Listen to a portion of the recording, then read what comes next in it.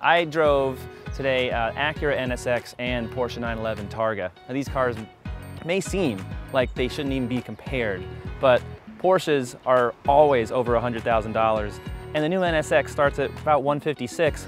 The one that was here, $204,000. That's almost every single option you can get.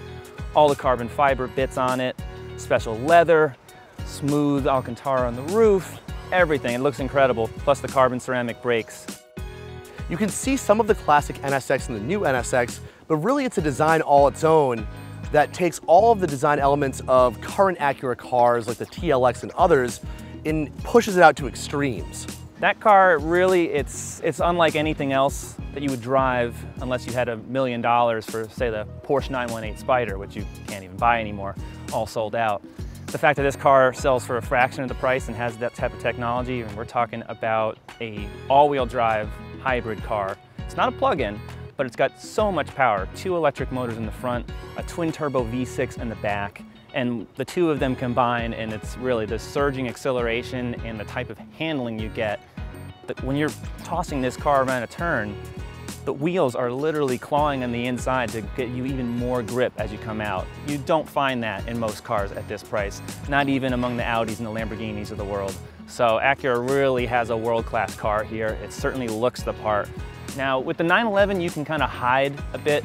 The new Porsche, it looks like a 10-year-old Porsche, and like Porsches did 30 years ago, which is not to say it's bad, it's just that it's a lot more conservative, and you're not gonna have those same type of stairs. Now the Targa was brand new a couple years ago. They've now updated it with new 3-liter turbocharged engines, and now every Porsche has a turbocharged engine. It's not just the 911 Turbo. That's a big difference, big departure.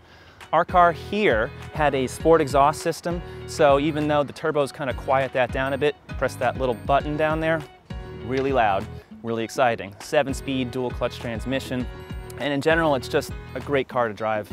They haven't taken any of the fun out of the car at all. When you're really just sailing down, it's kind of old school in that regard compared to the NSX, because there's no electric motors, there's really nothing else going on. It's just you and that direct connection with the road. A 911 has fantastic acceleration, it sounds great, timeless looks, but one thing people might not know is the braking.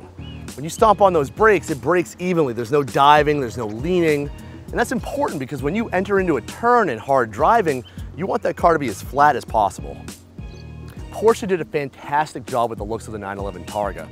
One of the defining characteristics of the old 911 Targa was that silver band that makes up the B-pillar and roll bar. Well, they brought that back with a big bubble window in the back and that silver bar on top, the classic cursive Targa lettering. You see that similar design in the Miata RF that we reviewed recently, and that car is of course a quarter of the price. But the 911 Targa, I mean, what can we say? It looks phenomenal, it drives like a luxury car, it's even smoother in a lot of regards than the NSX, and I would say it's more recognizable when you're in the Porsche. You know, people know what that is instantly. So in the 911, adjustability is a big thing. You could change the suspension spring rate, even the exhaust sound, the steering feel.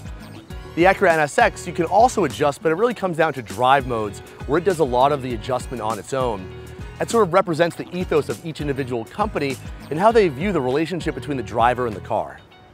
So just as the NSX is a forward-looking car and the 911 is a classic car, what's beneath the hood of both cars sort of echoes that look. For the 911, you have your naturally aspirated or turbocharged 6-cylinder engine connected to a manual or automatic transmission. Meanwhile, the NSX, it's a hybrid setup, it's all-wheel drive, you've got electric motors powering the front, you've got a V6 with another electric motor in the back. It's a far more advanced design. So both the Targa and the NSX are sort of throwbacks, they're bringing back old names. The NSX is taking on a hybrid, forward-looking approach. Porsche is always just evolving, ever so slightly its design. So if you want something that's definitely a throwback, classic looks, the 911 Targa is the way to go. If you're looking towards the future, you want something that says, I'm thinking about 20 years in the future, the NSX has that look.